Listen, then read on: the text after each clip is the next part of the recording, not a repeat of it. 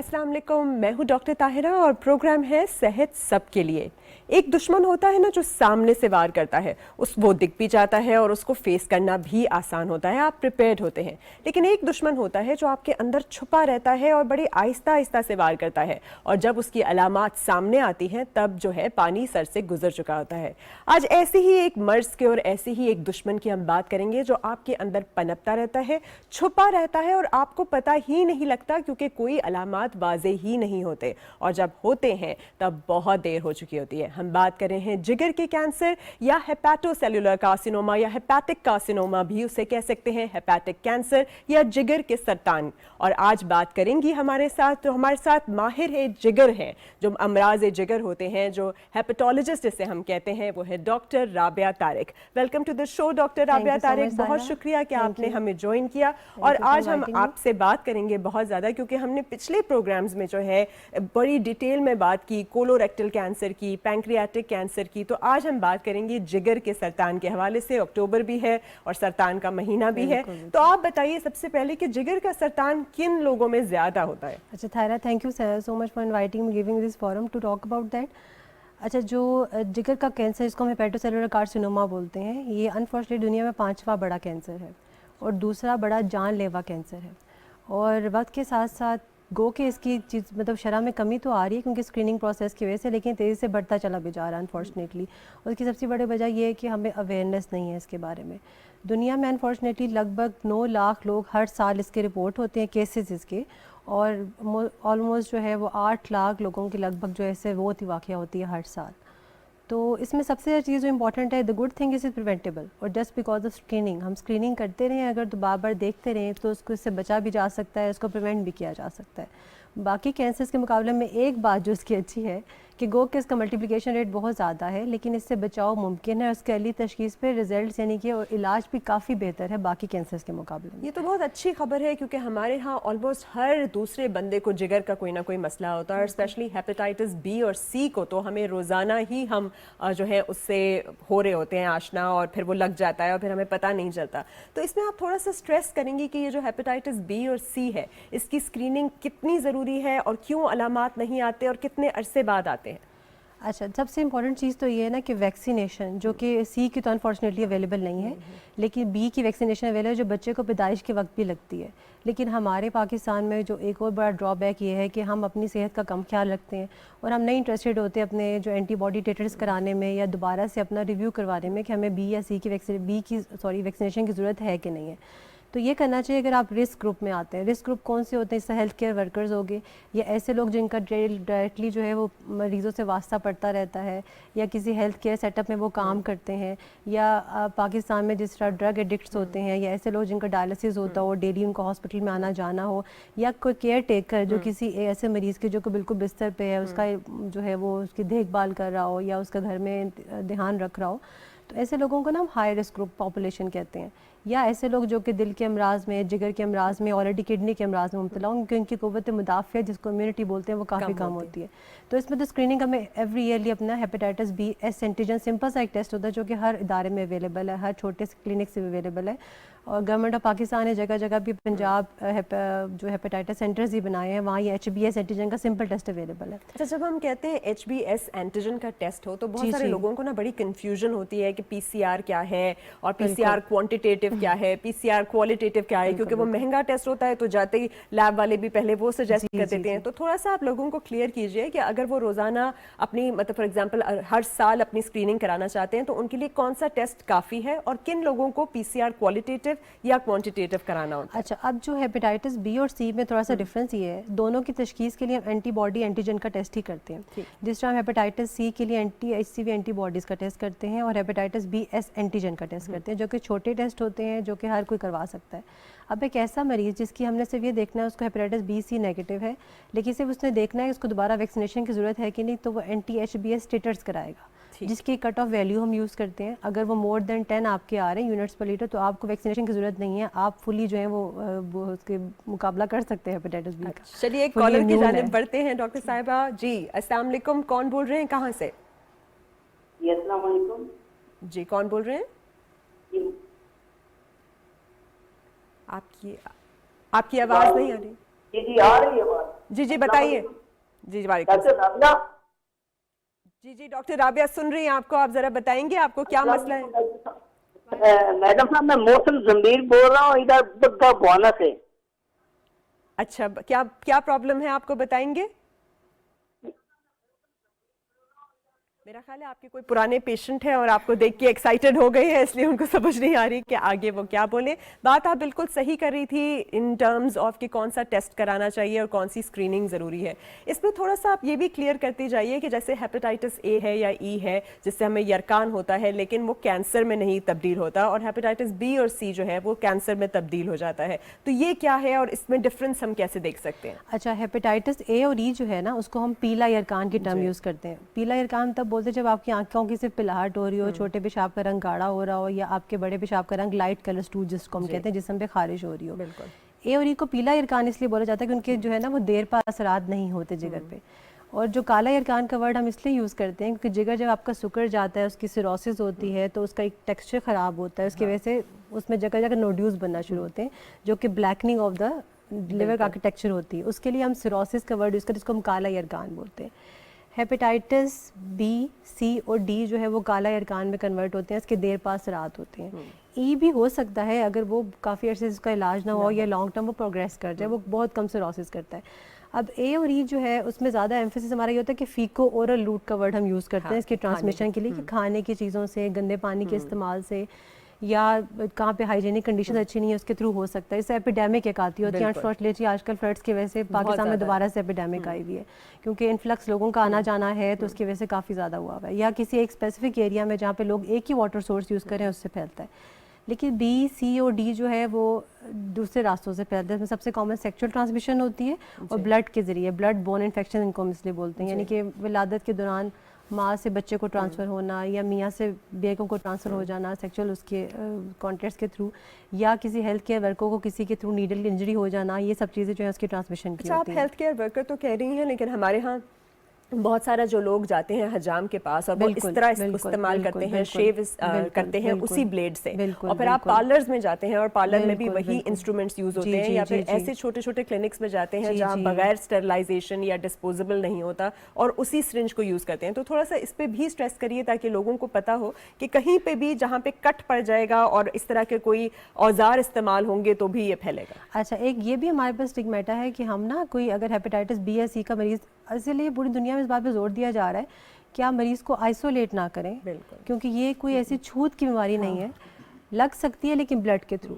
इसलिए हम कहते हैं कि आपकी जो पर्सनल हाइजीनिक इस्तेमाल की चीज़ें, जो ज़ाती इस्तेमाल की चीज़ें, जैसे आपका दांत साफ़ करने वाला ब्रश हो गया, आपका नेल कटर यानी कि नाखून तराश हो गया, या जो आपका शेव करने वाला रेज़र हो गया, या जो हजाम जो उस तरह इस्तेमाल करते हैं कटिंग के लिए, वो अपना लेके जाएं, अपनी आंखों के सामने से चेंज करवाएं ताकि इससे आप बचा जा सकता है। बिल्कुल। कॉलर की जानिब भी बढ़ते हैं। जी अस्सलाम वालेकुम, कौन कहाँ से? जी अस्सलाम वालेकुम। वालेकुम सलाम, कौन बोल रही हैं और कहाँ से बोल रही हैं? मैं मोहसिन जमीर बोल रहा हूँ इधर टाली मंगीनी से। अच्छा जी बताइए। अब आप बोल नहीं रही, आपने गलत समझा है मैडम। डॉक्टर साहब मैंने आपसे सवाल पूछना था जी। जो जिगर का कैंसर है उसके इलाज से कैसे बचा जाता है, उसके नुकसानात से कैसे बचा जा सकता है? ठीक है जी, बिल्कुल सुनते रहिए ध्यान से ज़रा। ठीक है, अब आप इनको बता दीजिए कि स्क्रीनिंग के साथ साथ और क्या करना है। अच्छा, स्क्रीनिंग तो सबसे ज़्यादा इंपॉर्टेंट है, यानी कि किसी को हेपेटाइटिस बी, सी या कोई भी ऐसा मर्ज़ जो कि जिगर के आगे जाके देर पास रात कर सकता है, सिरोसिस में कन्वर्ट हो सकता है, उसके सबसे पहले हमारा होता है कि जिसकी वजह से प्राइमरी कॉज को हमने ट्रीट करना है, उसका इलाज करना है। हेपेटाइटिस बी, सी का, विल्सन डिजीज़ का, हीमोक्रोमेटोसिस का, जो भी बीमारी है उसका हमने इलाज करना है। अगर तो इलाज हो चुका है और आपको सिरोसिस डेवलप नहीं हुई तो इट्स वेरी अनलाइकली, सिर्फ 10% लोगों में होता है कि विदाउट सिरोसिस आपको, यानी कि जिगर सिकुड़ने के बगैर भी आपको जिगर कैंसर हो सकता है। लेकिन अगर आपको सिरोसिस हो चुकी है, एक दफ़ा आपका जिगर सुकड़ चुका है, जो कि एक अल्ट्रासाउंड पे फाइंडिंग होती है कि सिरोटिक नोड्यूल्स बन जाते हैं और आपका तिल्ली यानी कि आपकी स्प्लीनोमेगैली जो होती है वो बढ़ जाती है, उसका साइज़ बढ़ जाता है, और आपके प्लेटलेट काउंट, लाल खून में सफ़ेद, जो आपका पूरा CBC का टेस्ट होता है उसमें आपके सफ़ेद खून के खुलिये जो है 150 से नीचे गिर जाते हैं। अच्छा। अब इसको हम कहते हैं पोर्टल हाइपरटेंशन होना या सिरोसिस होना। तो ऐसे लोगों में फिर हम स्क्रीनिंग प्रोग्राम में ऐसे पॉपुलेशन को हम डाल देते होते हैं। स्क्रीनिंग का बहुत आसान तरीका है कि अल्ट्रासाउंड आपने किसी अच्छी जगह से, किसी अच्छे रेडियोलॉजिस्ट से, क्योंकि ये चीज़ बहुत इंपॉर्टेंट है, क्योंकि इनकी सेंसिटिविटी स्पेसिफिसिटी चेंज हो जाती है अगर आपको ऑपरेटर, क्योंकि ऑपरेटर डिपेंडेंट होती है अल्ट्रासाउंड। और एक अल्फा फिटोप्रोटीन का ट्यूमर मार्कर का टेस्ट होता है, वो हमने कराना होता है। अब लोगों का नेक्स्ट क्वेश्चन माइंड में होगा अगर किसी को आ गया तो बस वो अब तो गया, लेकिन ऐसा कुछ नहीं है। किसी का अगर आपको पॉजिटिव यानी कि कोई लीजन आ जाता है तो उसको हम उसी पे ट्रीट नहीं करते होते। अब फॉर्चुनेटली 2001 से गालिबन एक बहुत अच्छी टेक्निक आई, उसको हम सिटी स्कैन कहते हैं। 3 फेजेस में सिटी स्कैन होना, जिसको ट्राई फेज सिटी स्कैन का वर्ड हम यूज़ करते हैं। अब हमें जिगर कैंसर के लिए बायोप्सी यानी कि उसका टुकड़ा लेने की ज़रूरत नहीं पड़ती। हम किसी अच्छे जेंडर से उसको सिटी स्कैन कराते हैं। सिटी स्कैन पे हम देखते हैं 3-4 चीज़ें बहुत इंपॉर्टेंट होती हैं कि आया वो ट्यूमर किस साइज़ का है, किस हिस्से में है जिगर के, और मरीज़ का अपना रोज़मर्रा का चलना फिरना कैसे, उसको परफॉर्मेंस स्टेटस बोलते हैं। और एक हमने ट्यूमर स्टेटस, परफॉर्मेंस स्टेटस देखना होता है, और जिगर की डिजीज़ की सिवियरिटी देखनी होती है, जो 3-4 खून के टेस्ट पे हम कंफर्म करते होते हैं। तो उसके मुताबिक फिर आगे हम ट्रीटमेंट करते हैं। इसमें LFTs का क्या रोल है? ये जो लिवर फंक्शन टेस्ट होते हैं जिसके अंदर आपके लिवर एंजाइम्स रेज्ड होते हैं डिफरेंट किस्म के, तो ये रेगुलरली कराएं और इसके अंदर चेंजेस क्या नुमाया हो जाते हैं क्या नहीं होते? अगर आपको जिगर का कैंसर एक बार हो चुका है तो रेगुलरली हम LFTs नहीं कराते। अच्छा, अगर तो आपका तशखीस हो चुका है और आपका नहीं हुआ उसके तो? अगर तो नहीं हुआ तो फिर हम रेगुलरली हर किसी को LFTs रिकमेंड नहीं करते होते। ठीक है। हेपेटाइटिस बी जो है, क्योंकि असल में हेपेटाइटिस बी अनफॉर्चुनेटली मुकम्मल ख़त्म नहीं होता। अच्छा, सी जो है इट इज़ कम्प्लीटली क्योरेबल, 3 या 6 माह का आपने कोर्स किया, कम्प्लीटली क्योरेबल है। फिर हम उसको वापस सर्विलेंस भी यानी कि आप हर साल अपना PCR कराते रहे। बी का ये है कुछ लोगों को हम ट्रीटमेंट नहीं शुरू कराते क्योंकि कट ऑफ वैल्यू होती है कि 10,000 से ज़्यादा अगर आपका जरासीम का वायरल लोड नहीं है खून में तो हम नहीं कराते होते। लेकिन अगर बी में, और ऐसे लोगों को फिर हम ALT बताते हैं कि एवरी 3 मंथली अपना ALT कराते हैं। या एक प्रेग्नेंट खातून जिसका शुरू में ALT ज़्यादा आ गया है तो उसके जिगर को मतलब बच्चे को असरात से बचाने के लिए हम उसमें ALT फर्दर कराते रहते हैं। या एक ऐसा पेशेंट जिसका हम कोई रिस्क फैक्टर जो को ट्रीट ना कर पा रहे हो, जैसा आजकल सब पूरी दुनिया में सबसे ज़्यादा जो है वो जिगर पे चर्बी होना, जिसको non alcoholic fatty liver disease बोलते हैं, ऐसे लोगों को एवरी 6 मंथ हम LFTs बताते होते हैं। ठीक है। जी। तो बेसिकली आपने कहा कि एक अल्फा फीटो प्रोटीन कराना है, अल्ट्रासाउंड कराना है जिगर का, ट्राईफेजिक CT स्कैन कराना है और LFTs कराना है रेगुलरली अगर आपको पता है। तो कॉलर की जानिब भी बढ़ते हैं। जी अस्सलाम वालेकुम, कौन बोल रहे हैं और कहाँ से? जी, मोहम्मद इमरान बात कर रहा हूँ। कहाँ से बोल रहे हैं आप? साल्ट माइन क्यूड़ा से बात कर रहा हूँ। चलें, सॉल्ट माइंस से बोल रहे हैं जी, बताइए। जी, मुझे मैडम जो है ना 2009 में हुआ था ये हेपेटाइटिस जो है ना, जी। तो मैंने को गर्म चीजें खाई थी, ये अंडे वगैरह पे जो है ना शहद लगा के और काली मिर्च लगा के किसी ने बताया था ना सर्दी के लिए। ठीक है। तो फिर मुझे यकान, फिर मैंने 6 माह टीके लगवाए थे जल्द में। ठीक है। फिर उसके बाद मुझे एक मक्खी ने काटा था, फिर उसके टीके लगवाए थे। फिर कुत्ते ने भी काट लिया था, उसके बाद में फिर लगवाए थे। अच्छा, ठीक तो उसका मुझे इस तरह फिर मुझे अल्सरेटिव कोलाइटिस हो गया। 13 ठीक। साल से अभी अल्सरेटिव कोलाइटिस की ना मैं दवाइयाँ ले रहा हूँ पिम्स अस्पताल से। ठीक। तो मेरा वेट जो है ना वो 50 से ना ऊपर जाता है ना तो नीचे होता है। ठीक है। तो सेहत वहीं रहती है। तो वो डॉक्टर कहते हैं आपकी जितनी उम्र है आपने सारी उम्र यही दवाइयाँ लेनी। अच्छा, तो ठीक। कोई एक चीज बता दे कि मुझे जो है ना मेरी सेहत ठीक हो जाए। चलें, बहुत शुक्रिया, थैंक यू। तो हेपेटाइटिस तो इनको था ही, उन्होंने इंटरफेरॉन्स मेरा ख्याल है लिए, लेकिन अब अल्सरेटिव कोलाइटिस भी हो गया। लेकिन ये सारे कुत्ते और बिल्ली और हर किसी के सामने क्यों चले जाते हैं ये पता नहीं है। चले तो बताइए। अच्छा, जो भी इनके साथ फॉर्चुनेट इवेंट होते हैं उसके लिए तो पहले सॉरी। दूसरा ये कि अब इनकी ना एक तो हेपेटाइटिस सी का जो बता रहे हैं 6 माह टीके के लिए, अभी जो भी डॉक्टर इनको देख रहे होंगे, अल्सरेटिव कोलाइटिस ना एक मरूसी जेनेटिक डिजीज़ को हम कहते हैं, ऑटोमिन डिजीज़ होती है। और जो भी डॉक्टर इनको देख रहे हैं बिल्कुल इनको सही बताया गया है कि इसको ख़त्म नहीं कर सकता। इसको जिस तरह शुगर है, ब्लड प्रेशर है, हम दवाइयों के ज़रिए कंट्रोल कर सकते हैं लेकिन इसको ख़त्म नहीं कर सकते। अगर हम दवाइयाँ बंद कर देते हैं, क्योंकि मरीज़ों को ये होता है ना कि अब मैं ठीक हूँ तो मैं दवाई क्यों लूँ, तो वो ये होता है कि डिजीज़ रिलैप्स हो जाती है एक तो, क्योंकि आपकी आंतों की सोजिश बढ़ जाती है। सोजिश बढ़ने के बावजूद वहाँ पे अल्सर भी, ज़ख्म भी बन सकते हैं, बाकी चीज़ें हो सकती हैं। अब जो इनका मेन कंसर्न है कि इनकी सेहत सही बेहतर नहीं हो रही है, इनका वज़न नहीं बढ़ रहा, तो वो डिजीज़ सिवियरिटी पे डिपेंड करता है। इनको अपने जिस भी डॉक्टर को दिखा रहे हैं उनको एक दफ़ा जाके दोबारा कंसल्ट करें। इनके 1-2 सिंपल खून के टेस्ट होंगे, सर हम कंप्लीट ब्लड काउंट कराते होते हैं, इसमें हमें हीमोग्लोबिन देखना होता है कि आपका HB लेवल कितना है। अगर तो वो ड्रॉप हो रहा है तो उसके लिए तो पहले आपको दोबारा से इनकी कोलोनोस्कोपी जो बड़ी आंत के मुआयने का टेस्ट है वो रिपीट करना पड़ेगा। हमें देखना पड़ेगा उसमें कोई एक्टिव अल्सर तो नहीं या ज़ख्म तो नहीं बने हुए, फिर इनका ताकि दवाइयाँ हम थोड़ी सी बेहतर करें। सेकेंडली अगर कोलोनोस्कोपी रिसेंट हुई है फिर हमें इनको ना आयरन सप्लीमेंट टैबलेट्स पे डालना पड़ेगा ताकि हीमोग्लोबिन बिल्डअप होने के लिए। और दूसरा ये ऐसे लोग ना मुसलसल इनको हम स्टेरॉइड्स देने पड़ रहे होते हैं। स्टेरॉइड्स का आपको पता है एक अपना साइड इफेक्ट होता है कि पट्ठों का मसल का मास गिराते हैं, बोन्स को कमज़ोर करते हैं, कैल्शियम भी कमी करते हैं। स्किन भी तो फिर ऐसे लोगों में हम लाजमी जब भी किसी को स्टेरॉइड्स दे रहे हो जो कि हमें 3 हफ्ते से ज़्यादा देने पड़ रहे हो, तो उसमें हम कैल्शियम सप्लीमेंट जिस तरह विटामिन डी और कैल्शियम के सप्लीमेंट्स देते होते हैं। और साथ हम प्रोटॉन पंप इनहिबिटर्स यानी कि जिगर को मैदे को प्रिवेंट करने की दवाइयाँ भी जो मेगा या नेक्सम के नाम से हैं वो देते हैं। एक तो अपना ये सीबीसी का टेस्ट कराएंगे, सीआरपी एक टेस्ट होता है जो कि सी रिएक्टिव प्रोटीन होता है, इन्फ्लेमेटरी मार्कर, वो हम करवाएंगे। और थर्डली हमने इसके साथ ना, क्योंकि ये आपको पता है ऑटोइम्यून डिजीज़ है, क़ुव्वत मुदाफ़िज़ से कम होती है, तो हमने सुपर इम्पोज इन्फेक्शंस देखने होते हैं कि कोई अनफॉर्चुनेटली अभी कोई एक्टिवली इनके इंटेस्टाइन में इन्फेक्शन तो नहीं चल रहा।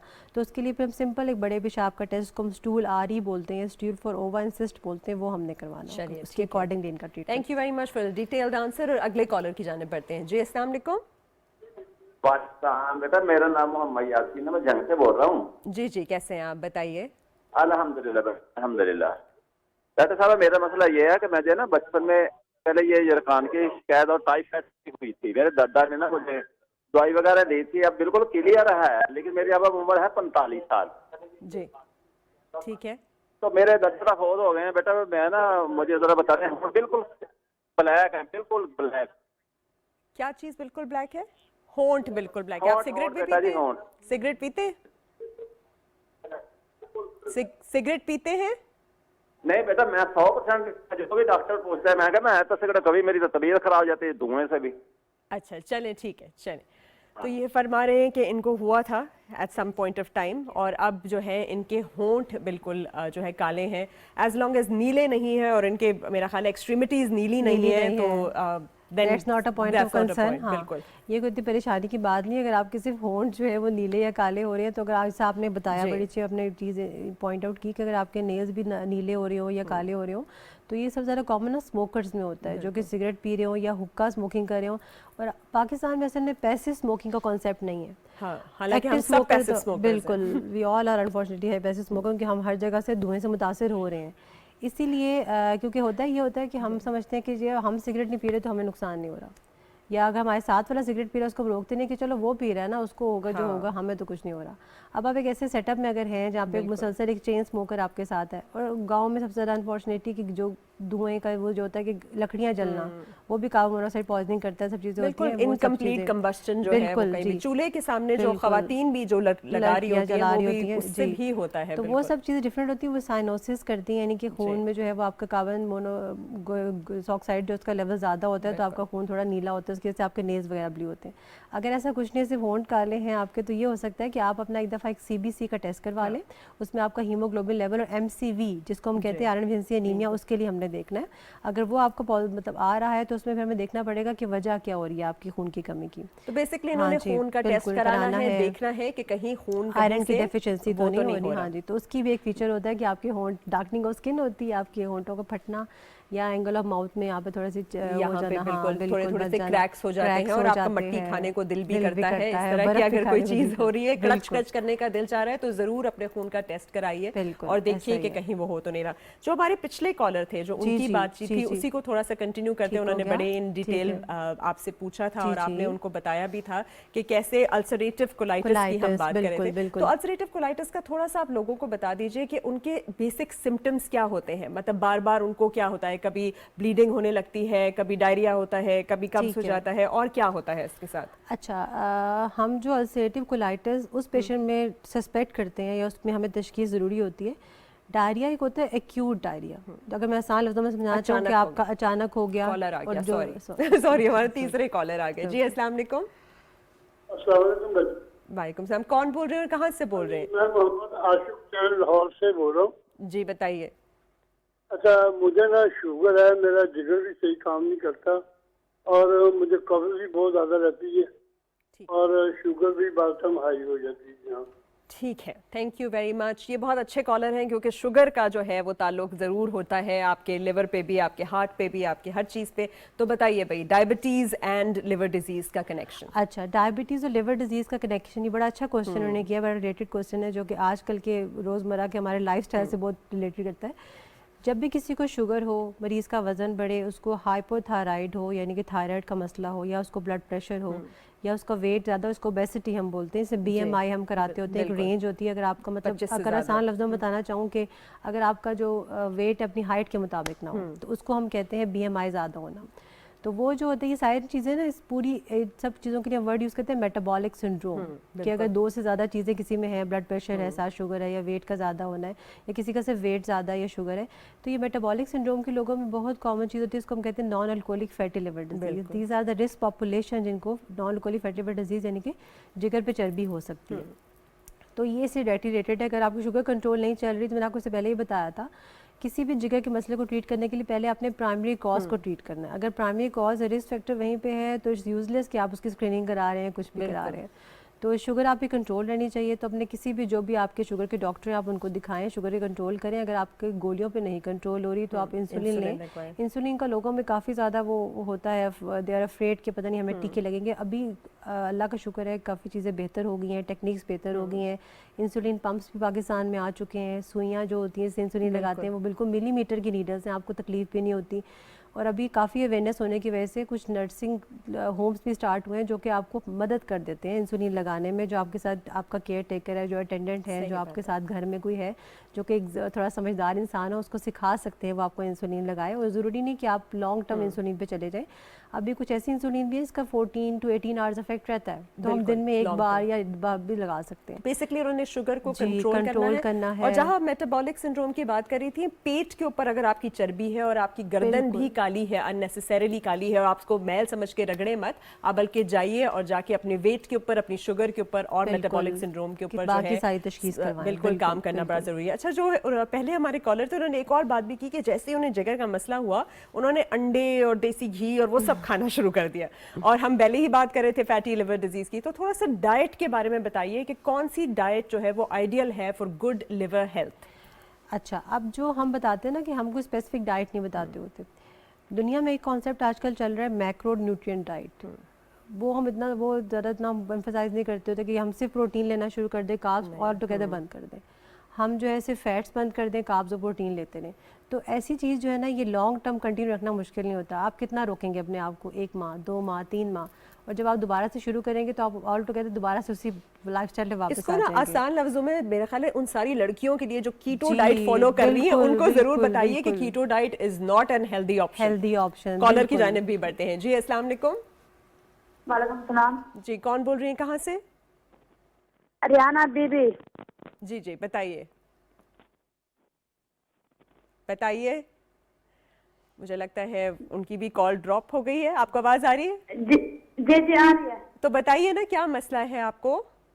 वो जब खाना खाते हैं वो पेट में दर्द होता है। खाना खाती है तो पेट बहुत ज्यादा तो नहीं खा लेती, या तेजी तेजी से खा लेती हो? अच्छा, मेरा ख्याल है वो थोड़ा सा शर्मा रही है, खाना बहुत ज़्यादा खा लेती है या तेज़ी से खा लेती है। बहरहाल उनको पेट में दर्द होता है, तो इसकी क्या वजूहात हो सकती हैं? कौन कौन से इश्यूज़ हैं जिससे खाना खाते ही पेट में दर्द होता है? अच्छा, सबसे कॉमन वजह इसको बोलते हैं एसिड पेप्टिक डिजीज़, यानी कि जिगर पे थोड़ी सी मैदे पे थोड़ी सोजिश होना, इसको आसान लफ्ज़ों में बोलते हैं, तो वो होता है। तो अब देखना पड़ेगा कि उनको दर्द कितने अरसे से हो रहा है। वो ज़रा कॉल हमारी शायद लंबी चली, लेकिन उनसे पूछ सकते हैं दर्द कितने अरसे से हो रहा है, खाना खाने की कितनी देर के बाद आपको दर्द शुरू होता है। क्योंकि जब खुराक की नाली से मैदे में खाना जाता है उसमें आधा घंटा ऑलमोस्ट लगता है, और 4 से 6 घंटे लगते हैं कि मैदे से छोटी आंत में जाए। तो अगर तो खाना खाने के फ़ौरन बाद दर्द होता है, जो रास्ता खुराक की नाली को मैदे से मिलाता है उसको हमने देखना होता है कि भाई वहाँ पे सोजिश होती है। तो सोजिश होने के साथ अगर वहाँ पे ज़ख़म भी हो जाता है। नॉर्मल मैकेनिज्म है नेचर का, जब भी आप खाना खाएंगे, जिन लोगों का वेट भी कुछ लोगों का ज़्यादा होता है वो खाना खा के फ़ौरन बैठ जाते हैं या लेट जाते हैं। तो वो बिल्कुल वो खाना वहाँ रुका रहता है। जब खाना वहाँ रुका रहेगा, वहाँ तेज़ाब यानी कि एसिड बनेगा। जब एसिड वहाँ बनेगा तो कोई भी बैक्टीरिया या इन्फेक्शन, जैसे एच पायलोरी बहुत कॉमन है, वो वहाँ ग्रो करेगा। You are just giving him the bacteria the medium, हाँ, आइडियल प्लेस के वहाँ ग्रो करे और आराम से। तो उसकी वजह से होता है कि वहाँ पे सोजिश होती है। अगर सोजिश ज़्यादा अरसा रहे, आप अपनी लाइफ से मोडिफिकेशन ना करें, आप उसको ट्रीट ना करें, तो वो अल्सर या ज़ख़म भी बना सकता है। तो 2-3 चीज़ें हमने देखनी होती है। अलार्म साइंस हमने देखने हैं कि अगर तो रेड साइंस, जो रेड इंडिकेटर्स हम बोलते हैं, किसी भी हिस्ट्री है उसमें, खाना खाने में जो पेट में दर्द होने के साथ ये कि दर्द किस नौइयत का है, वो शदीद दर्द है, इसके लिए आपको टीका लगवाने की ज़रूरत पड़ी है, या सिर्फ बर्दाश्त के काबिल दर्द है। उल्टी तो आपको उसके साथ नहीं हो रही, दिल में मतली होना या दिल ख़राब होना तो कैफियत तो नहीं है, खुदा ना खास्ता उल्टी में खून तो नहीं है, आपका वज़न तो कम नहीं हो रहा, ये सारे रेड इंडिकेटर्स होते हैं। इसमें फिर हमें नॉर्मल टेस्ट के साथ ना सीबीसी या एच पायलोरी स्कैनिंग के साथ, जो कि स्टूल का टेस्ट होता है। अच्छा, यहाँ मैं बहुत इंपॉर्टेंट चीज़ बताना चाहूँगी, लोग हर जगह जाके ना एच पायलोरी सीरोलॉजी कराते हैं। नहीं, बिल्कुल नहीं करानी चाहिए। एंटीबॉडी है वो, पाकिस्तान में हर किसी को ऑलमोस्ट एक जिंदगी में एक दफ़ा एच पायलोरी तो हो चुका होगा, क्योंकि हमारी हाइजीनिक कंडीशन इतनी अच्छी नहीं है, water source is not very good. तो एच पायलोरी सीरोलॉजी करा के हम उसमें डॉक्टर्स भी कुछ हमारे साथ के लोग भी हम ट्रीट करें, लेकिन ऐसा नहीं होना चाहिए। लोगों में थोड़ी अवेयरनेस है। हाँ बिल्कुल बिल्कुल। कॉलर की जानिब भी बढ़ते हैं। जी अस्सलाम वालेकुम। वालेकुम अस्सलाम। जी कौन बोल रही हैं, कहाँ से? जी मैं कराची से बात कर रही हूँ, परवीन भट्ट। जी बताइए परवीन साहब। जी मेरा मसला ये है कि मुझे 5-6 साल हो गए हेपेटाइटिस सी है। ठीक है। और ये कि मुझे कब्ज का मसला रहता है, लेकिन ये है कि मुझे भूख लगती है टाइम से, खाना सही से खाती हूँ, परहेज वगैरह करती हूँ। तो ये है कि दम वगैरह लिया, मैंने कोई इलाज नहीं करवाया। कब्ज रहती है जिसके लिए मैं डायलिक सिरप देती रेगुलर। ओहो हो, ये तो आपने बहुत गलत कर लिया। आज के प्रोग्राम के बाद जाइए और प्लीज़ इलाज ज़रूर कराइए। देखिए हमारे पास ऐसे बहुत सारे लोग हैं, और जब ये हो जाएगा कैंसर में खुदा ना खास्ता 15 साल में या 10 साल में तब्दील हो जाएगा, it will be too late. तो आप थोड़ा सा बताइए कि इंटरफेरॉन ही नहीं, इंजेक्शन ही नहीं, गोलियां भी हैं और ये पूरी तरह ठीक हो जाता है, तो प्लीज़ इलाज कराइए। हेपेटाइटिस सी का जैसे मैंने पहले ही बताया, ये कम्प्लीटली क्योरेबल है, बिल्कुल जिस्म से ख़त्म हो सकता है। बहुत कम ऐसे लोग होते हैं इसमें दोबारा से रिलैप्स। और आजकल अल्लाह का शुक्र है पाकिस्तान में जो दवाइयाँ गोलियाँ अवेलेबल हैं उनको लेने में भी आसानी है। एक गोली आपने लेनी है 3 माह का या 6 माह का कोर्स है, आपके अंडरलाइंग डिजीज सिविरिटी पे डिपेंड करता है। और ये कि आपको लेने में आसानी है। उन दवाइयों के कोई साइड इफेक्ट्स नहीं है, बिल्कुल भी साइड इफेक्ट नहीं है। 1 या 2 साइड इफेक्ट्स, तो भी सिर्फ इतना कि आपको थोड़ी सी मतली होना, हल्का सा पेट में दर्द होना, और कोई साइड इफेक्ट नहीं है। इंटरफेरॉन के तो वाकई में बहुत साइड इफ़ेक्ट्स होते थे, आपकी ज़िंदगी टोटली चेंज हो जाती थी। आपके एक तो खून के खुलिये कम होते थे, साइटोपिनिया जिसको बोलते हैं, आपके बाल गिर जाना, जिसम में बॉडी में चेंजेस होना, वैसा कुछ भी नहीं है। तो प्लीज़ जाके, जैसे डॉक्टर साहब ने आपको बताया, जाके अपनी टेस्ट करवाएं, अपना PCR चेक करवाएं, अपना उसका इलाज प्रॉपर लें, अपना अल्ट्रासाउंड लाजमी रिपीट करवाएं। जो कि जो बता रही हैं कब्ज़ होना, इनको खाना हजम ना खाना, सही तरह खाना पाना, भूख ना लगना, ये कुछ अच्छी अलामात नहीं है, खुशाइंद नहीं है। अपना खून का CBC का टेस्ट कराएं, PCR HCV क्वालिटेटिव करवा लें तो बेहतर है, क्योंकि अब जो ड्रग्स हम यूज़ कर रहे हैं वो HCV की, हेपेटाइटिस सी की सारी टाइप्स को ट्रीट कर रही हैं। 1 2 3 4 पहले हमको होता था जीरो टाइप कराते थे या क्वान्टिटेटिव कराते थे। क्वान्टिटेटिव अब करवाने की जरूरत नहीं है। हेपेटाइटिस सी के लिए क्वालिटेटिव भी आप करवा लें, सिर्फ ये देखने के लिए वायरस जिंदा शक्ल में है कि नहीं, तो उसको हम ट्रीटमेंट उसके मुताबिक कर सकते हैं। और बहुत सारे ऐसे सेंटर्स हैं गवर्नमेंट के जहां आपको ये फ्री इलाज भी मुहैया हो रहा है। आपको पता है बिल्कुल फ्री आपको 6 महीने की गोलियां मिल रही हैं। आप प्लीज ये मत देखा करें कि अभी मैं सही हो गया, अभी अलामात नहीं आ रहे तो मैं छोड़ दूं। तो आई होप परवीन बीबी आपकी ये बात सुन के जो है अब हेपेटाइटिस सी का पूरा मुकम्मल इलाज जरूर कराएंगी। जब आप बात कर रही थी वैक्सीनेशन की और हेपेटाइटिस बी वैक्सीन की, तो इसका भी थोड़ा बता दें कि जो एडल्ट्स हैं जिन्होंने बचपन में नहीं लगवाया, वो हेपेटाइटिस बी की वैक्सीन कब लगवाएं, कितनी दफ़ा लगवाएं और कितने बूस्टर लगते हैं, किस तरह लगते हैं? ठीक है, जो हेपेटाइटिस बी की वैक्सीन होती है नॉर्मली हमें लगती है बचपन में, उसके बूस्टर्स को भी कंप्लीट कर लेते हैं। अब ये है कि अगर यू आर कंसर्न कि whether you got to need to get the vaccination again और नॉट, तो उसके लिए आपने 2 चीज़ें करनी है। एक तो अपना एस एंटीजन करा लें, अगर आपको अलामात कोई आ रही हैं, आपका वजन कम हो रहा है, आपके ख़ानदान में बहन इमीडिएट रिलेटिव्स या ब्लड रिलेटिव्स, जिस तरह आपके बहन भाई या पेरेंट्स में से किसी को अगर हेपेटाइटिस बी या सी है, तो अपनी तशखीस लाजमी कराएं। एस एंटीजन जो आपका है अगर वो नेगेटिव है, फिर आपने अपने anti-HBs टिटर्स जिसको बोलते हैं, वो उनकी वैल्यू चेक करनी है। जिस समय आपको उनकी वैल्यू बताई कि अगर लेस दैन 10 यानी कि 10 से कम आ रही है, 10 इंटरनेशनल यूनिट से कम आ रही है, तो फिर आपको अपनी बूस्टर डोज रिपीट करवाने की ज़रूरत होती है। तो आप बूस्टर डोज लगवाएं। और अगर आपको कभी भी आपको यू आर नॉट अवेयर कि आपको हुई है कोई वैक्सीनेशन, तो बेहतर है कि आप दोबारा से वैक्सीनेशन कोर्स करवा लें, लेकिन उससे पहले भी HBs लेवल्स चेक करवा लें अगर आपके। जी तो कॉलर की जानिब बढ़ते हैं। जी अस्सलाम वालेकुम, कौन और कहाँ से? पू हो गया, मेरा ख्याल है कॉलर ड्रॉप्ड हो गए हैं, लेकिन ओके। तो आज हम बात कर रहे हैं जी हेपेटोसेलुलर कार्सिनोमा की, या लिवर कैंसर की, या जो जिगर का सरतान है उसके हवाले से। अब आप थोड़ा सा ये बताइए कि जैसे बहुत सारे लोगों को खून की उल्टी हो जाना, या पेट के अंदर पानी भर जाना, या जिस तरह से वो पेट के ऊपर ऐसे स्पाइडर की तरह की वेन्स बन जाना, या बार बार जख्म का ये जो आपके क्या कहते हैं नील से पड़ जाते हैं, या खारिश होना, इन सारी अलामात को आप कैसे लिंक करते हैं विद हेपेटिक कैंसर, इंक्लूडिंग ये कि कुछ लोगों के दिमाग पे असर होने लगता है और फिर वो जो है वो बिल्कुल सेंसेस भी अपनी खो जाते हैं, हेपेटिक एन्सेफेलोपैथी। जो सारी अलामात आपने बताई है बड़े अच्छे तरीके से, सारी जो फॉर्मुलेट आपने पहली बार सारी कर दी है। पेट में पानी होना, खून की जो है उल्टी होना, या खुराक की नालों में रसों का रगों का फूलना, या जिस्म पे लाल नीले निशान बनना या नील बनना जो खुद से ठीक भी हो जाना, या आपका वज़न का कम होना, पट्टों का मसल का मांस कम होना, या हेपेटिक इंसेफलोपैथी जिसको हम कहते हैं गनूदगी वाली कैफियत होना, ये सारी क्रोनिक लिवर डिजीज़ या सिरोसिस की अलामात होती हैं, कॉम्प्लिकेशंस होती हैं। इसको पोर्टल हाइपरटेंशन बेसिकली जिगर की जो मेन नाली उसको पोर्टल वेन बोलते हैं, मेन शरियान जो होती है। जब ये होता है कि हमारा जिगर जब सिकुड़ता है तो उसमें उसकी खून का फशार बढ़ता है, उससे पोर्टल हाइपरटेंशन वाली कैफियत होती है, और ये सारी उसकी पेचीदगियाँ यानी कि कॉम्प्लिकेशंस होती हैं। जिस मरीज़ में सारी कॉम्प्लिकेशंस आ रहे हैं उसको फिर हम डीकम्पनसेटेड लिवर डिजीज़ या क्रोनिक लिवर डिजीज़ या एंड स्टेज लिवर डिजीज़ अगर मैं आसान लफ्ज़ों में बताना चाहूँ, वो हम उसको लेबल करते हैं और उनका ट्रीटमेंट उसके अकॉर्डिंगली करते हैं। फिर मैं इस बात पर जोर देना चाहूँगी, इसके लिए बहुत ज़रूरी है कि आपने प्राइमरी कॉज को ट्रीट किया है कि नहीं किया। अगर किसी को हेपेटाइटिस बी है, सी है, उसका ट्रीटमेंट ज़रूरी है। किसी को फैटी लिवर डिजीज़ है, उसकी लाइफस्टाइल मॉडिफिकेशन उसको आपको एड्रेस करना ज़रूरी है। किसी को बाकी मरूसी बीमारियाँ, विल्सन या हीमोक्रोमेटोसिस या बाकी बीमारियाँ, उनको ट्रीट करना ज़रूरी है। उसके बाद आप पेट के पानी के लिए कुछ, ये ज़रूरी नहीं कि फ़ौरन आप सुई से पानी को निकालेंगे। सबसे पहले इंपॉर्टेंट चीज़ में आती है कि आपने सॉल्ट रिस्ट्रिक्शन बतानी होती है, तो सॉल्ट आपने कम करना है। अगली कॉलर की जाने बढ़ते हैं, फिर वापस आएंगे। जी अस्सलाम वालेकुम। जी अस्सलाम वालेकुम, कौन बोल रहे हैं, कहाँ से? पता नहीं, मुझे लगता है आज हमारी फ़ोन लाइंस को भी ना थोड़ी सी। जी अस्सलाम वालेकुम, बताइए। मैं इनाज नीवानी बोल रहा हूँ कोयटा बलूचिस्तान से। जी बताइए, क्या मसला है? मेरा मसला ये है कि मुझे हेपेटाइटिस बी है 2012 से। ठीक है। हाँ, मैंने कराची से इलाज करवाया, वहाँ से मुझे टोनो को 20 टैबलेट दे दिया। 2.5 साल मैंने इस्तेमाल कर दिया, तो उसके बाद अभी तक मेरे बॉडी में है। ठीक है, बॉडी तो पे अभी है। इसके लिए क्या करना है? क्या चीज़ है आपकी बॉडी पे अभी आप कह रहे हैं? अभी मेरे बॉडी अभी तक बी है, वहाँ से डॉक्टर ने मुझे कहा अच्छा, था हेपेटाइटिस बी है। अच्छा ठीक है, थैंक यू। जैसे इन्होंने बताया कि हेपेटाइटिस बी मुकम्मल तौर पे ख़त्म नहीं होता, लेकिन इनको फिर भी दवाइयाँ लेते रहना है। उनको बता दीजिए कि इनकी हेपेटाइटिस बी के साथ क्या मैनेजमेंट रहे।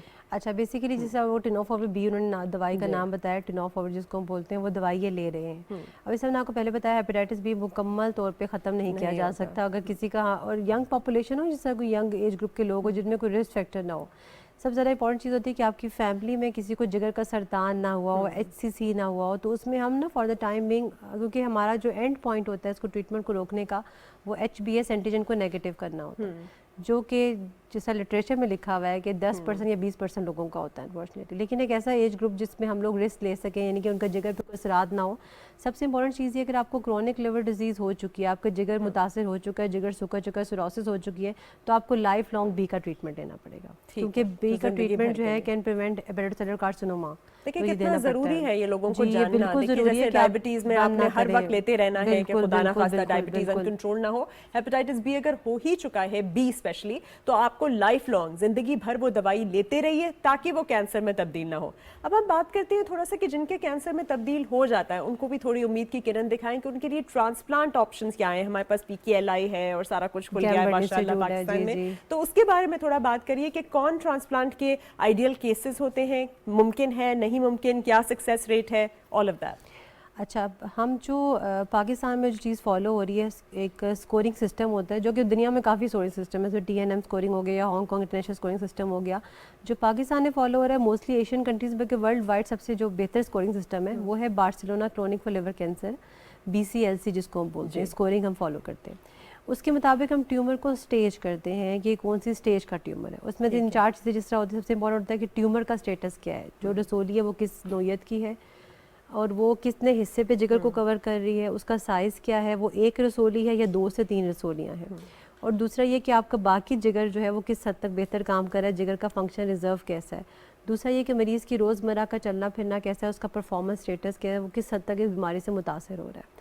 तो इसमें हम स्कोरिंग करते हैं, उसको A, B, वेरी अर्ली और इंटरमीडिएट और एडवांस स्टेज में हम डिवाइड करते हैं। अब जो खुशाइन बात है, अगर आप वेरी अर्ली स्टेज में हो गए, वेरी स्टेज में वो कैंडिडेट्स आते हैं जिनका जिगर इतना ज़्यादा मुतासिर नहीं होता, यानी कि जो आपने कॉम्प्लिकेशन बताई, पेट में पानी उनके नहीं होता, पोर्टल हाइपरटेंशन की कॉम्प्लिकेशन नहीं हुई होती, तो उसमें हम रिसेक्शन कर सकते हैं, यानी कि उसको एज इट इज़ रसोली को निकाल सकते हैं अगर वो रसोली जो है वो 2 या 3 सेंटीमीटर से कम होता। उसको हम निकाल सकते हैं, एज इट इज़ उसको निकाल देंगे और उसका सक्सेस रेट 90% होता है, क्योंकि वेरी अर्ली इंटरमीडिएट से ये सारे क्यूरेटिव इसमें आते हैं। ठीक है, इससे आगे जो अनफॉर्चुनेटली स्टेजेस होती हैं वो पैलिएटिव या सपोर्टिव ट्रीटमेंट में आ जाती हैं। मतलब बेसिकली सिर्फ दर्द उनकी कम अर्ली करते हैं या तो तशखीस बहुत symptoms ज़रूरी होते है। हैं। जी जी। इसी पे एक कॉलर भी लेते हैं जी। अस्सलाम वालेकुम से। अस्सलाम वालेकुम जी, मैं मितिहा बात कर रही हूँ और मैं रावलपिंडी से बात कर रही हूँ। जी मलिहा बताइए। अच्छा, मेरा क्वेश्चन ये है कि अगर आप हेपेटाइटिस सी के पेशेंट रह चुके हो और उसको रिकवरी में भी मतलब 1-2 साल पहले हुआ था और मैंने उसकी मेडिसिन वगैरह होती हैं, तो अब ये रिकवर हो चुका है, मुझे डॉक्टर ने और आप आराम से अपनी फैमिली सिस्टम की तरफ चल सकते हैं। मुझे सिर्फ ये पूछना है कि कंसीव करने में कितना टाइम लग सकता है और कंसीव करने में प्रॉब्लम्स आते हैं? चलें ठीक है, बिल्कुल very nice and relevant question. Relevant वो पूछ question, रही हैं कि बिल्कुल। कैसे उन दवाइयों से उनकी फर्टिलिटी पे या कंसेप्शन पे कोई इशू तो नहीं है? नहीं, बिल्कुल भी नहीं है। डीएएस का कंसेप्शन पे इशू नहीं है। हाँ, ये है कि जब एक दफ़ा आपको हेपेटाइटिस सी अगर हो चुका है प्रेगनेंसी के दौरान, अगर हमल के दौरान अगर तशखीस हुआ है तो उसमें हम दवाइयाँ देती हूँ कि ये खून के जरिए ट्रांसफ़र होती है कुछ दवाइयों के। लेकिन वो कह रही है वो ट्रीट हो चुकी है। ट्रीट हो चुकी है तो इसमें कंसीव में कोई प्रॉब्लम नहीं होता, लेकिन इनको अपना साथ बाकी वर्कअप कराना चाहिए कि हेपेटाइटिस सी के साथ ना कुछ डिजीज जो है वो को एग्जिस्ट करती हैं, जैसे थायराइड का प्रॉब्लम होता है या आपको साइटोपिनियाज होते हैं या आपको क्रायोग्लोबिनीमियाज होते हैं, जो कि फीमेल में कंसीव करने में उन डिजीज में प्रॉब्लम होती है। तो ये भी गायनेकोलॉजिस्ट से कंसल्ट करें। हेपेटाइटिस सी की वजह से कोई वो नहीं कंसीव करने प्रॉब्लम होता है और उनकी दवाइयों का भी ऐसे असरात नहीं कि आपको आगे मुतासर करें। और जिनका क्वेश्चन था कंसीव करने में कितना टाइम है, वो जो नॉर्मल आपका टाइम होता है वही होता है, उसमें कुछ होता नहीं कि इतने देर के बाद होगा। बिल्कुल, बस वो और ये बच्चे देख से लें ट्रांसफर भी नहीं हो सकता, माँ से बच्चे को ट्रांसफर भी नहीं हो सकता, ट्रीट हो चुका हो। ट्रीट हो हाँ चुका। जी। अच्छा, इसमें थोड़ा सा बता दीजिए कि जिन लोगों में आ जाता है हेपेटाइटिस बी और सी पॉजिटिव होते हैं, तो उन्होंने अपने मैरिटल रिलेशंस को, अपनी बीवी को या अपने हस्बैंड को कैसे बचाना है, नंबर 1, और फिर कैसे इंश्योर करना है कि उनके बच्चों में ना आए, और अगर प्रेग्नेंट लेडी है तो उसको कैसे आप मैनेज करेंगे कि उसके बच्चे के अंदर ना आए, और अगर बच्चे के अंदर आ जाता है तो फिर क्या करना है? अच्छा, अब ये जो इनको ना ऐसी पॉपुलेशन को हम 2 कैटेगरीज में डिवाइड करते हैं। एक ये कि आपको तशखीस कब हुई, अगर तो किसी के स्पाउस को यानी कि हस्बैंड या वाइफ को हेपेटाइटिस सी है, उसका ट्रीटमेंट हो चुका है, यू आर पीसीआर नेगेटिव, तो आपका बहुत अनलाइकली ट्रांसफ़र नहीं होता, ऑलमोस्ट नहीं ट्रांसफ़र होता।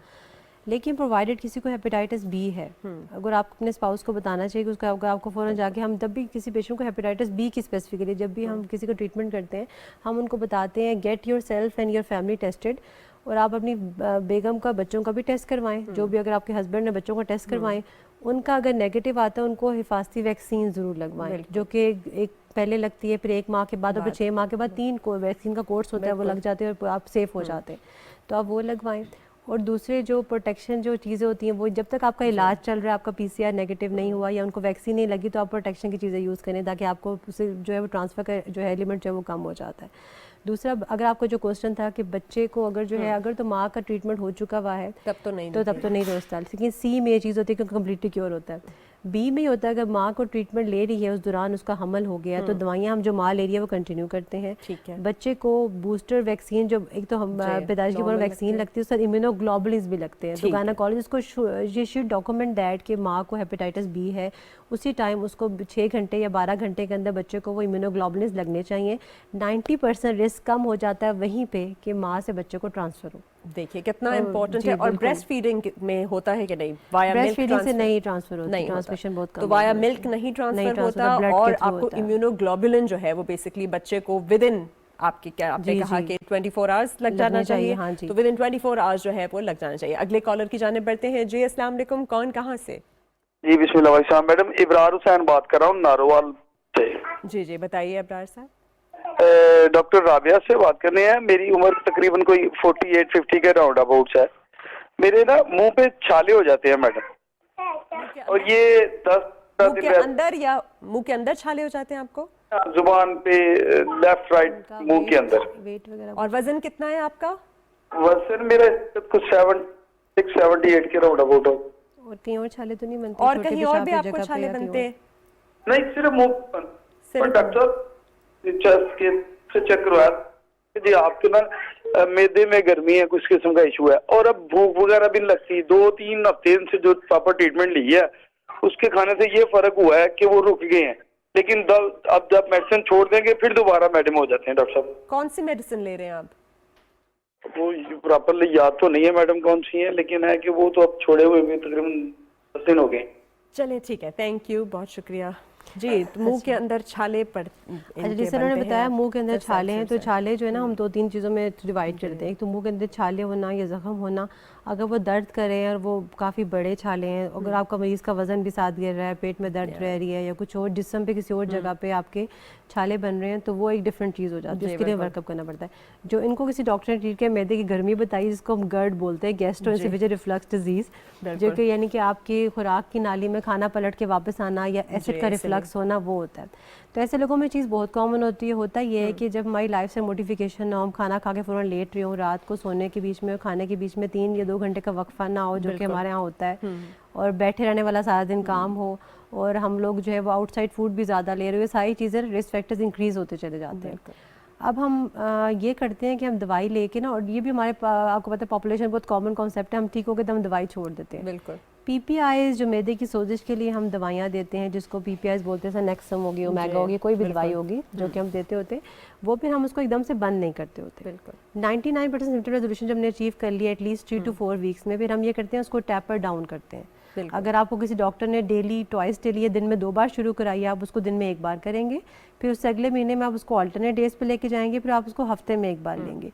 और जो गर्ड, जिसको जर्ड भी बोलते हैं, गैस्ट्रो रिफ्लक्स डिजीज, उसमें तो हमें 3 to 6 मंथ्स ट्रीटमेंट देना पड़ता है। तो इसमें H2 रिसेप्टर ब्लॉकर्स का क्या रोल है? जो जी, इसमें जो है प्रोटॉन पम्प इनहिबिटर ज़्यादा भी होता है कि प्रोटॉन पम्प इनहिबिटर जो हम देते होते हैं वो उनका लॉन्ग टर्म नहीं होता इफेक्ट, 12 to 18 आवर्स मैक्सिमम होता है।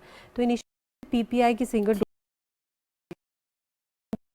उनको नाइट टाइम सिम्टम्स ज़्यादा आ रहे हैं या सुबह के टाइम ज़्यादा आ रहे हैं। कुछ लोग कहते हैं मैं सुबह के टाइम मतली होती है, हमारे मुंह में छाले, अगर नहीं है तो उसमें सिर्फ हम PPI देंगे। अगर किसी को नाइट टाइम सिम्टम्स भी आ रहे हैं डिस्पाइट टेकिंग PPIs वो नहीं बेहतर हो, तो उसमें हम रात के time H2 receptor blocker add करते हैं। ठीक है। तो ये सब दवाइयाँ एक जैसी होती है, लेकिन देखना होता है किसको किस दवाई की किस किस्म की ज़रूरत है। तो बेसिकली PPI लेना, प्रोटॉन पंप इनहिबिटर, आपके जो राइजेक वगैरह की गोली, जो आमतौर पे आपको गांव वगैरह में बोला जाता है कि भाई आप नाश्ते से आधे घंटे पहले जो गोली लेते हैं वो गोली, तो उसको आपने बिल्कुल अचानक से बंद नहीं करना, खाते ही नहीं सो जाना, बहुत हैवी खाना या बहुत हैवी जो डाइट है या स्पाइसी बहुत ज्यादा डाइट, उसको अवॉइड करना है। स्मोक वगैरह करते हैं, अगर गुटखा वगैरह लेते हैं तो वो भी नहीं लेना। जी, कॉलर की जाने बढ़ते हैं। जी, अस्सलाम वालेकुम।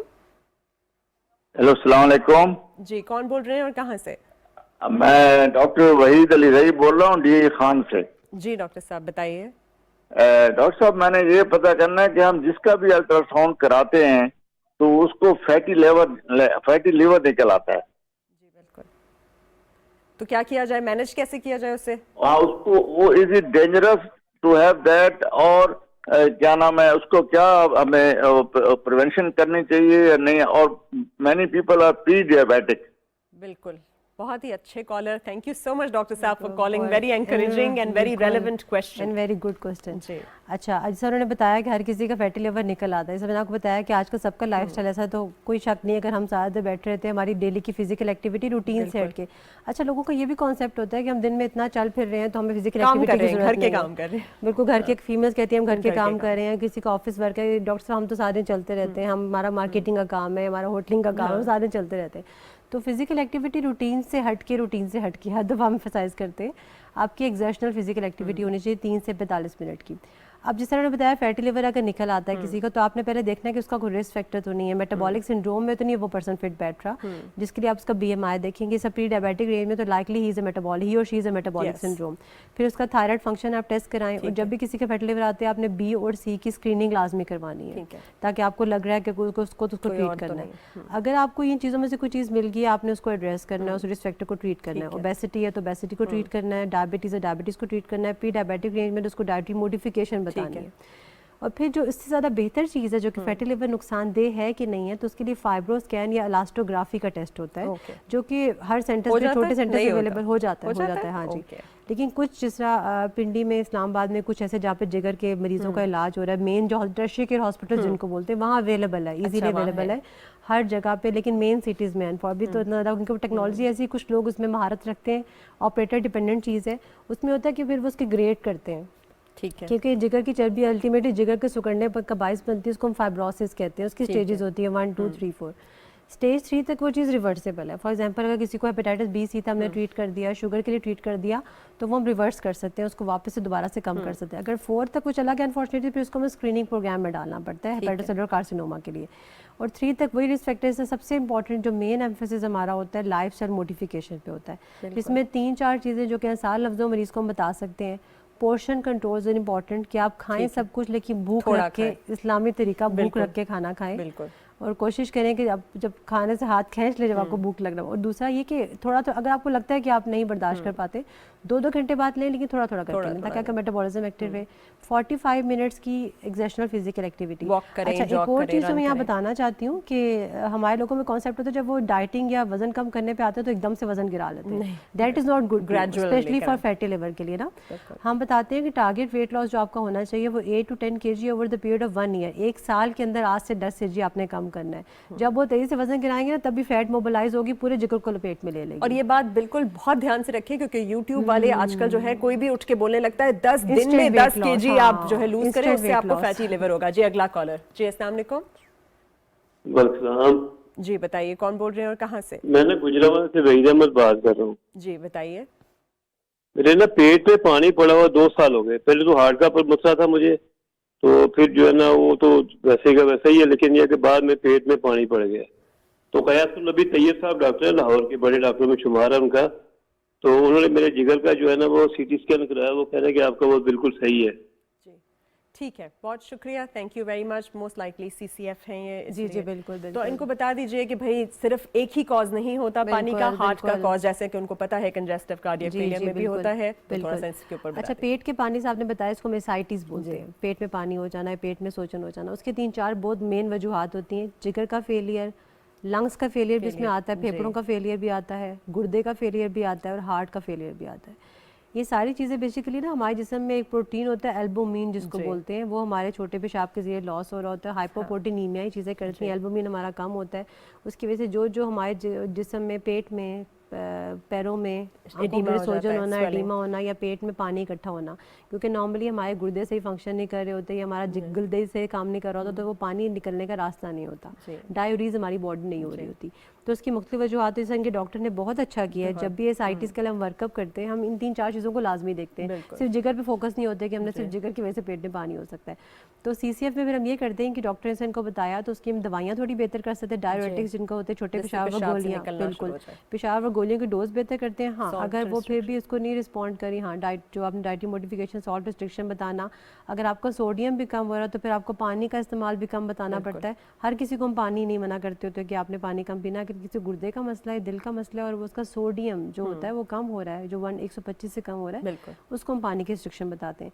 डिस्पाइट दैट अगर नहीं बेहतर हो रहा तो फिर आपके डॉक्टर आपको देखेंगे, आपका इकोकार्डियोग्राफी, दिल का अल्ट्रासाउंड उसका टेस्ट करेंगे, उसमें आपका इजेक्शन फ्रैक्शन देखेंगे और आपके वेल्व्स की सूरत हाल देखेंगे। अगर वो बेहतर है तो एओर्टिक बैलून पंप हम डालते होते हैं, बाकी को सर्जिकल इंटरवेंशन है तो वो हम भी कर सकते हैं। एग्जैक्टली। तो जैसे आपने सुना, डॉक्टर साहिबा ने भी आपको बताया कि एक ही वजह नहीं होती पेट में पानी की, बहुत सारी वजूहात हो सकती हैं, चाहे वो दिल की हो, जिगर की हो, गुर्दों की हो, या फिर आपके जिगर की हो, और उसके हिसाब से आपको ट्रीटमेंट लेना है। लेकिन इन सब का जो क्रक्स है वो यही है कि एक तो स्क्रीनिंग कराते रहना है हर साल, और फिर जो कुछ भी चीज़ निकलती है उसका मुकम्मल इलाज कराना जो है वो बहुत ज़रूरी है। जी कॉलर की जानिब बढ़ते हैं। अस्सलाम वालेकुम। जी अस्सलाम वालेकुम, कौन कहाँ से? वालेकुम सलाम, मोहम्मद इलियास पहाड़ से बात कर रहा हूँ। जी बताइए। 1.5 साल पहले मुझे कुछ शुगर का मसला हुआ था, टेस्ट पॉजिटिव आया था, ज्यादा नहीं था, 187 बॉर्डर पे था, और साथ ही मेरा ये जिगर की गर्मी का मसला था। तकरीबन 4-5 महीने चला, फिर नवंबर दिसंबर में 6 महीने मैंने इवियान 600 मिलीग्राम गोलियां 6 महीने यूज की है। तो अभी जो है उसके बाद फिर ये सही हो गया, 35-36 हो गया। तो लेकिन अभी 6 महीने बाद अभी तक मैंने फिर टेस्ट नहीं किया है, तो इस हवाले से मैंने कॉल किया। शुक्रिया। ठीक है, thank you very much. Very interesting question. जिगर की गर्मी जो आप रोजाना सुनेंगे, और फिर एवियन, यूज ऑफ विटामिन अच्छा, जिस तरह उन्होंने खुद ही अपने सवाल में अपना आंसर दे दिया। जिगर की गर्मी जिसके लिए अगर एवियन ले रहे हैं तो इनको जरूर जिगर में चर्बी का मसला है, जिस उन्होंने बताया कि इनका प्री डायबिटिक रेंज में है, तो उन्होंने बड़ा अच्छा किया अपनी लाइफस्टाइल मॉडिफिकेशन करके उसको कंट्रोल कर लिया। अब एक तो उन्होंने ये करना है कि शुगर के साथ अपना वज़न भी कंट्रोल रखना, वज़न कम करना, क्योंकि वो दो चीज़ों में हेल्प करेगी। एक तो शुगर भी का कंट्रोल रहेगा, सेकेंडली इनकी जिगर की चर्बी मज़ीद नहीं बढ़ेगी। अब ऐसे पेशेंट में जिसने अपना वो रिस्क फैक्टर एड्रेस कर लिए, इसमें इनको ही नीड्स के वो एक तो ALT हर 3 महीने बाद अपने कराते रहा करें, और सेकेंडली इन्होंने ये करना है कि अपना फाइब्रो स्कैन या इलास्टोग्राफी का टेस्ट किसी भी अच्छे सेंटर से कराना है। उसमें भी हम देखेंगे F1, F2, F3, F4 कौन सी स्टेज का इनका फाइब्रोसिस है।